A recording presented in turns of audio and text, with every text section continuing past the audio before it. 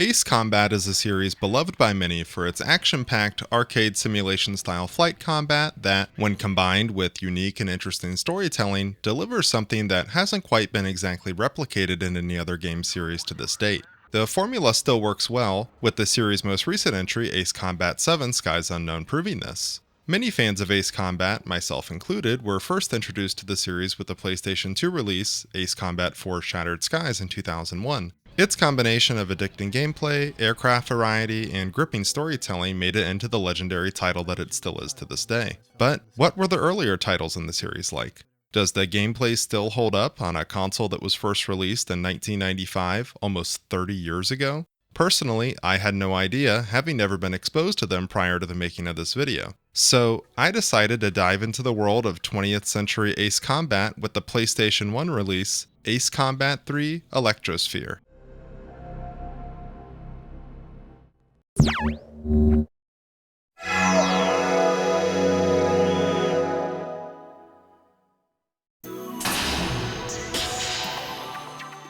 Now, before we really get into anything about the game, I have to mention something very important.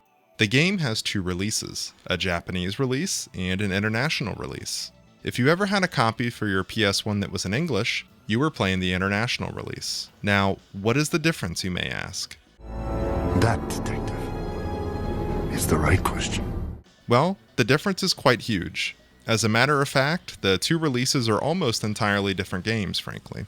The international release has a vastly altered story. Characters are removed, the plot is made linear and ends completely differently, voice acting is removed, multiple endings are cut out. Wait, did I just say multiple endings?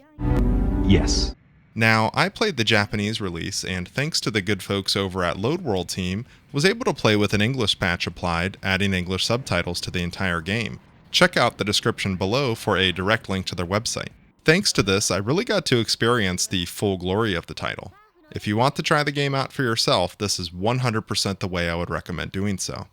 After getting to experience it, if I had to choose just one word to describe the game, I would say ambitious. I couldn't believe that a game from this era, let alone one from a series that I love, could have just so much content. The Japanese release features 52 total playable missions, branching mission choices, multiple playable factions, aircraft that are specific to those factions, tons of voice acting, and animated cutscenes and reports between missions. No wonder this version of the game had 2 discs instead of the international release's 1. But what is the actual gameplay like? Does it hold up after all these years, and is the storytelling engaging? Well, fire up your CRT TV and grab your DualShock 1. It's time to hop into the cockpit and find out. Electrosphere takes place in the year 2040, almost 4 decades after the events of Ace Combat 4 Shattered Skies. At this point, the world governments of Strangereal have all but entirely collapsed and been replaced by large-scale, multinational megacorporations, with 2 in particular being extremely influential, Newcom Incorporated and General Resource Limited. The game's futuristic setting puts you into some aircraft that are based on ones that are instantly recognizable, albeit altered, and some that are entirely fictional. As the player character, you take the role of a character named Nemo, a pilot operating out of SARF Squadron of the Universal Peace Enforcement Organization, or UPEO, which is under the umbrella of the Neo-United Nations, one of the last remnants of power from a time before Strangereal became globalized and essentially taken over by the megacorps. Tensions begin to rise between the two organizations over territorial disputes, and eventually things come to a tipping point when Newcom begins to launch large-scale military operations against General Resources. The UPEO is forced into action in an attempt to use force to push back against Newcom to hopefully prevent any further escalation. Ultimately, this doesn't go as planned, and the result is the beginning of what would come to be known as the Intercorporate War. If you've ever played any Ace Combat title, gameplay will immediately be recognizable and familiar, with many controls being identical to those found in more recent titles. One thing that immediately stood out to me though, was the flight model. Now, I've heard and read some folks complain about this, saying that aircraft in the game feel slow and encumbered, but honestly I didn't share this sentiment. I was actually seriously impressed by what seems to be a more realistic flight model than even the latest games in the series. Angle of attack is ever present here, and aircraft energy retention is a much bigger deal when dogfighting. You can't just simply hold down L1 to tighten up your turn radius to get the better of your enemies. Well, that's not 100% true. That can work sometimes, but doing it will leave you quickly without speed, possibly even stalling, leaving yourself without any kinetic energy to trade for maneuverability to dodge missiles or other attacks. Enemy AI also impressed me. Playing on normal difficulty, I was expecting it to be a total walk in the park, and although I didn't die much in my playthrough, this wasn't the case. Enemy aircraft are aggressive, constantly attempting to get on your tail to fire missiles or even Vulcan rounds at you, and do a good job of dodging incoming missiles. As you continue to progress through the first few campaign missions as a member of the UPEO SARF Squadron, you push back harder and harder on Newcom, eventually getting to the point where your superior, Commander Park, calls off the current mission's attack due to peace talks that are beginning to take place. 現在作戦遂行中の全機密戦クラークソン代表の停戦交渉によりニューコムとゼネラルリソースの間に停戦協定が結ばれた全機攻撃を中止し帰還せよ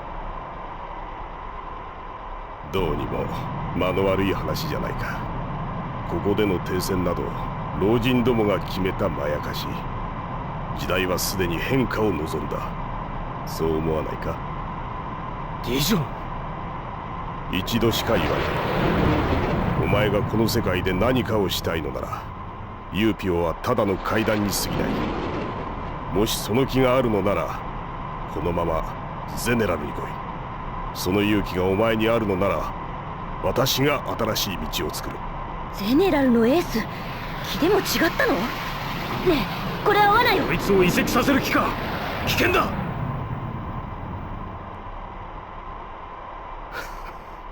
危険のない賭けなど It's at this point that you're presented with your first decision to make in the game's branching, multiple-ending story arc. Depending on which aircraft you choose to follow after the cutscene, you can choose to either leave the UPEO to join General Resources or stay with UPEO. Decisions such as these have huge implications on the story and gameplay that follows, massively adding to the replayability of the game. This isn't a game you're going to play through just once and then put down. Depending on your choices, you'll see the game's story from entirely different perspectives with new overarching objectives and aircraft to choose from. Some of these are super unique. If you join Newcom, for instance, you get access to the only ace combat mission that takes place in space, riding a rocket up into orbit to destroy satellites. 大気圏を離脱軌道に乗りました Leaving atmosphere. There's even a somewhat realistic zero-G flight model that takes effect. On the other hand, joining General Resource lets you pilot a futuristic SR-71 Blackbird into the stratosphere to destroy some high-altitude targets. 50フライトレベル100フライトレベル150フライトレベル200フライトレベル250フライトレベル300ブースター分離フライトレベル350機体安定確認迎撃態勢を取れタコの乗り心地はどうだ上からの眺めはさぞかし爽快だろう Entering stratosphere. Super cool stuff, and these are just two examples. Ultimately, there are 4 major factions the player can join. You can stick through it with the UPEO, join Newcom, General Resources, or later, a 4th faction that we'll discuss now. Spoiler alert, discussing this faction is going to have some pretty major story implications. Be warned if you want to experience the game for yourself without knowing what's to come. Throughout the game, regardless of what faction you choose, there is one character that seems to be ever present in the major plot of the story, Abyssal de Jaune. Initially, he is introduced as a sort of ideal ace pilot, with there even being a mission early on where you have to fly in formation and follow him through some basic maneuvering. ついてこられるかまあ見せてくれこのまま真っ黒になってほしいんだついてこい Depending on your in-game choices, you might find yourself flying alongside him for much of the campaign, or not. But ultimately, no matter what, the result is the same. 私はこの戦線から一気に離脱するもしも私を信じるのならこのまま後についてこいなんだとふざけるな貴様本気でおかしいんじゃないか敵前逃亡だぞいいのかもし離脱するならこの俺が貴様を落とすぞキースすまないだが私は自分が進むべき道を行くここでお前とのチームは解散だ昔は楽しかったじゃあな行くぞ Dejan leaves and is revealed to be the leader of Ouroboros, a transhumanist terrorist organization that's ultimate goal is for humanity to ascend to a new plane of existence by sublimating all of humanity. In other words, they believe that by uploading human consciousness into the Electrosphere network, humans can shed the faults of their mortal flesh and bone shells and no longer be held back by the needs, desires, and requirements of the human body, effectively becoming immortal. いつの時代でも人間は欲のためにしか生きる術を学べない愚かな生き物でしかないのか。どんな人間でも夢が希望となり理想が現実として叶うと欲が生まれる。その欲を目の前にしたら夢などは捨てられた猫のように同情と慈悲から来る自己満足でしかない。しかしこの人間が全ての欲を捨てることのできる唯一の手段を私だけが知っている。そう、本当の私にはすでに肉体など存在していない。今君が見ている私の姿はかつて私自身のデータが構築された頃の記録を再現しているだけなのだ。君もサブリメーションという言葉を知っているだろう。人間の精神や心、魂といった物理的な存在ではない情報だけを抽出し、電子によるネットワーク上で生命として起動させる技術だ。そしてこの技術によって肉体を捨てて生まれ変わった今の私には確かに欲がない。あるのはこの世界を食い潰そうとしている人類どもに私と同じ処置を施そうという革命への意志だけである。だからこそ私は私の革命によってまだ誰も成し得なかった新世界を築く自信がある。私を信じてほしい。そして君にもこの来たるべき我々の時代に参加してほしいと心から願っている。The group is not small either. Many followed Dejan in his cause, including ace pilots from all the playable factions, joining him on the Ouroboros airborne supercarrier, the Sferna. They truly believe that this is the best way for humanity to move forward into the future. The story progresses and we get to bear witness to the terrorist faction's most powerful weapon, the Night Raven, as it destroys Megafloat, the massive floating city built by Newcom, in a single shot from its heavy laser cannon.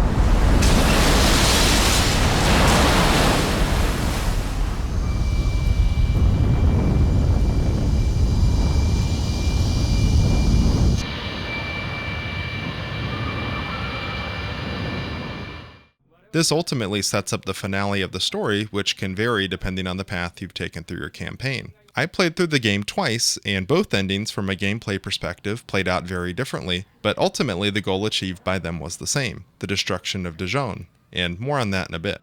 My Newcom playthrough's finale forced me to navigate to Geofront, an underground city, through a labyrinth of underground tunnels, twists, and turns, before finally having a showdown with the Night Raven craft and Dejan himself. The fight was challenging thanks to the UFO-like maneuvering capabilities of both enemy aircraft.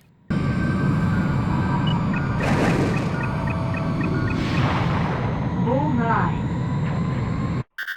ジオフロント内に逃げたもう一機はディジョン機と判明。追撃してください。了解。ディジョン悪夢。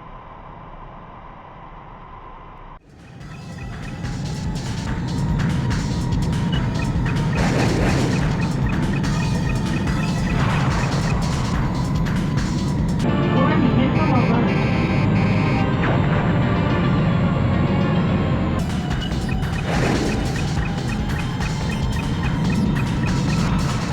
Bullseye. Mission accomplished. 助けてヨコ。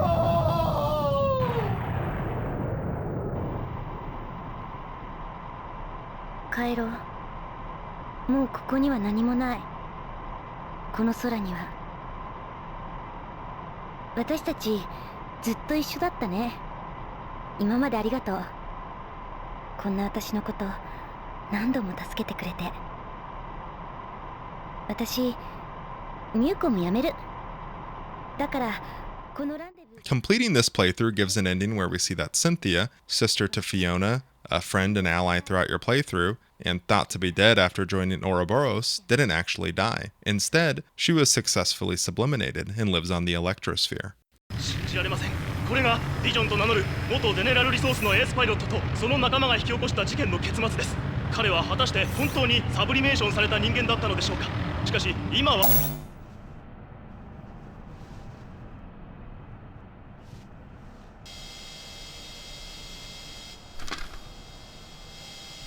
姉さん、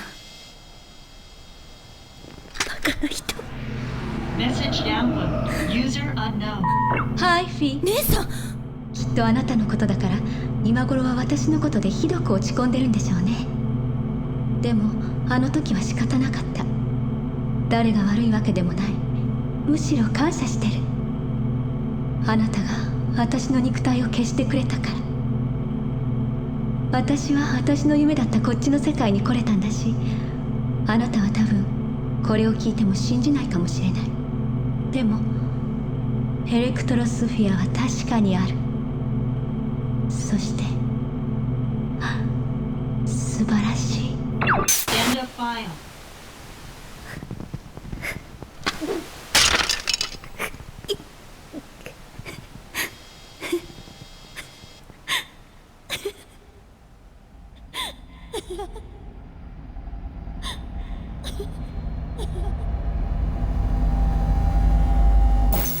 And just to show how varied things are between the different paths, in my playthrough where I joined General Resources and then Ouroboros, I killed Fiona, shooting her down in a defenseless transport craft. Warning. Bingo.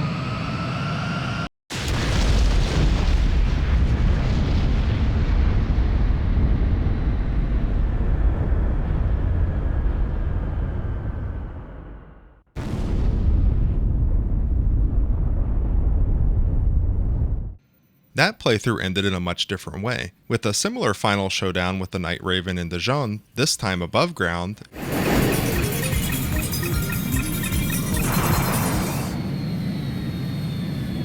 私誰なの？助けて。私昔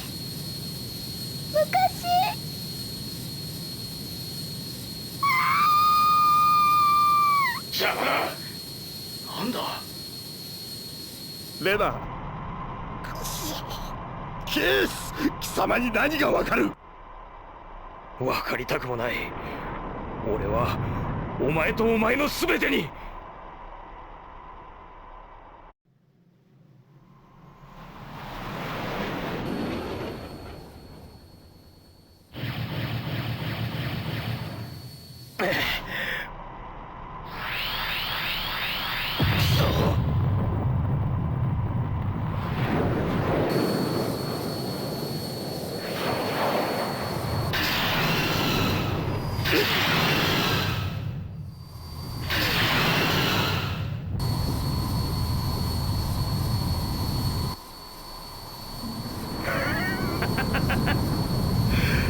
挟まっちまった。笑えるじゃねえか。まったく俺らしいな。おい、聞こえてるか相棒。ディジョンの始末はお前に託す。俺を狙え。今ならこの化け物にロックオンできるはずだ。早くしやがれ。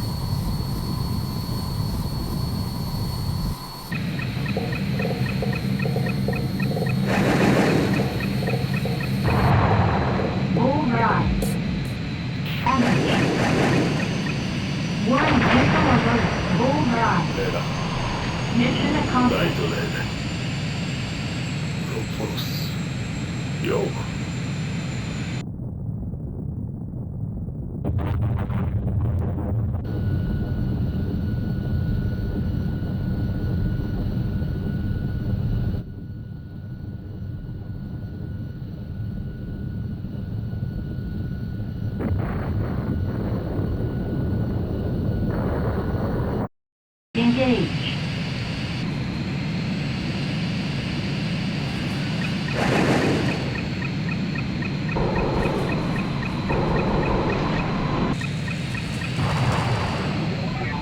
何のためだ。誰が。ならばなぜこんな消し方をする。お前誰なんだ。そうもうここにはいられない。And an ultimate finale taking place in the Electrosphere itself, and perhaps one of the most disorienting levels I've ever played in a game. Like, seriously, this doesn't even feel safe to play. My brain hurts. 何か目的で誰がこんなものを俺に。 Entering Electrosphere.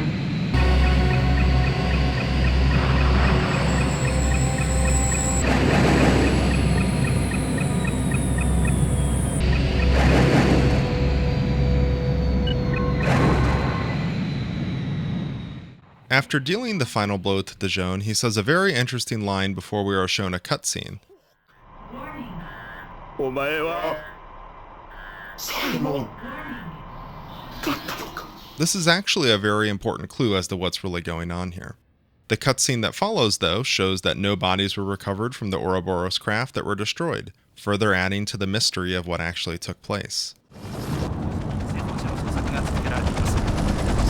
墜落した機体の回収がほぼ終了しているにもかかわらず、未だに生存者並びに遺体などの発見に至っておりません。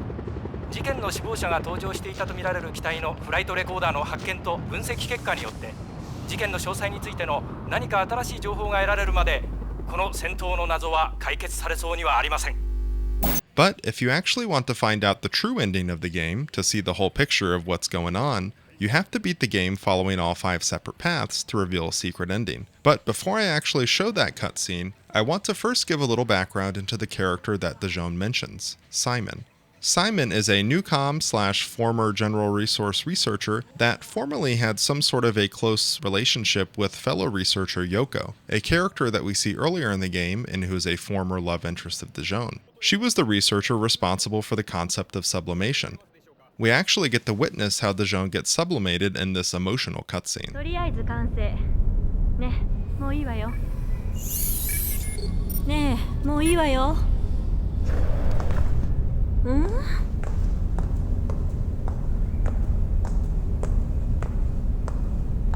おい君、本当に寝ちゃったの？おはよう。終わったのか。成功よ。だったら早いとこ頭についてるこの邪魔なやつを取ってくれ。はいはい。君のコピーはもうあっちで起動してる。そうか。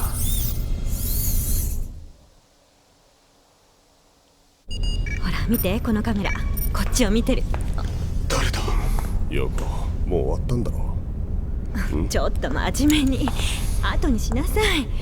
ヨコ、俺はここにいるぞ。聞こえないのか。ヨコ、やめろ、そいつは俺じゃない。ヨコ、ここはなんだこいつらは。爆破する気か。ターゲットは確認したか。2人しかいません。よし、負け添えはあの男だけで十分。あと30秒。撤収。テロか。ヨコ、逃げろ。ヨコ、ダメだ、聞こえない。ヨコ、早く気づいてくれ。ヨコ。The corporation hires assassins to eliminate her after deeming her research too dangerous. Dijon lives on after witnessing the events having just been uploaded into the Electrosphere. Simon blames Dijon for Yoko's death, and this final interaction with him reveals the truth of the events of Ace Combat 3.